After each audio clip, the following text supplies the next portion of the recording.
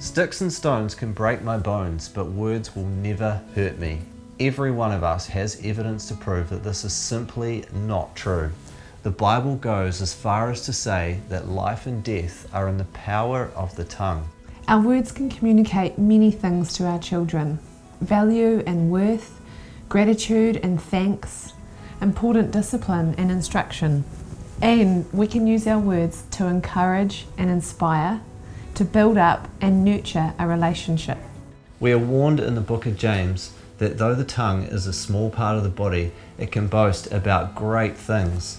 The passage says, "Consider now a small fire sets ablaze a large forest." To abuse the power of the tongue can cause a forest fire in a child's heart.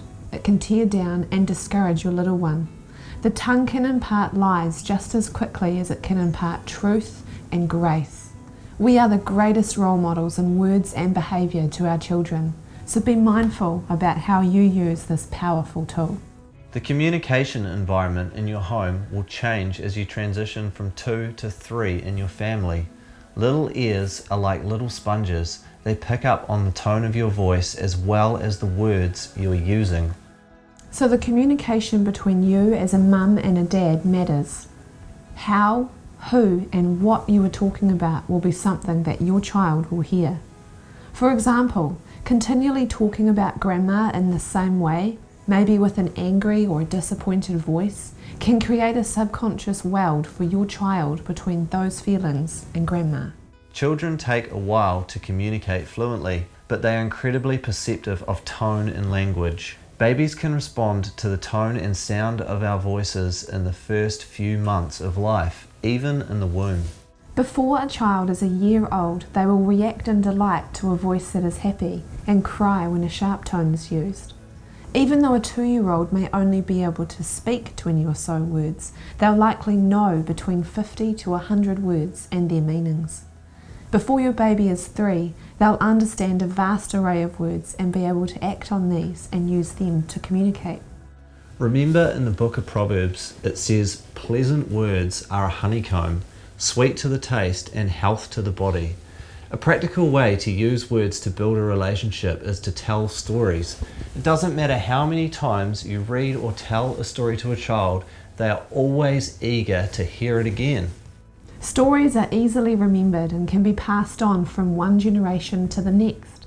So tell your children stories about your families, including historical ones, Your journey through life, you as parents, and what God has done in your life and in the life of your family. Stories are vibrant and create within us a deep sense of belonging to something much bigger than ourselves. Stories can even turn into memories where you could have sworn that you were there when Auntie Judy tripped and landed headfirst into the pavlova, only to discover that you were not even born yet. Don't forget to tell stories found in the Bible. God is the master storyteller. His word is full of stories, and the more we read them and hear them and tell them, the more we remember His power and His work and His love for us. It's no wonder then that much of Jesus' ministry while on earth was done through stories. The stories recorded within the Gospels are some of the richest life lessons that we will encounter. Teach your children about God and His love through stories.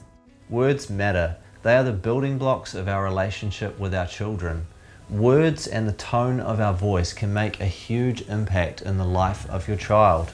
So use them wisely from the very beginning. Use them to build up and not to tear down. Use them to discipline but not to abuse. And use them to impart truth and not lies.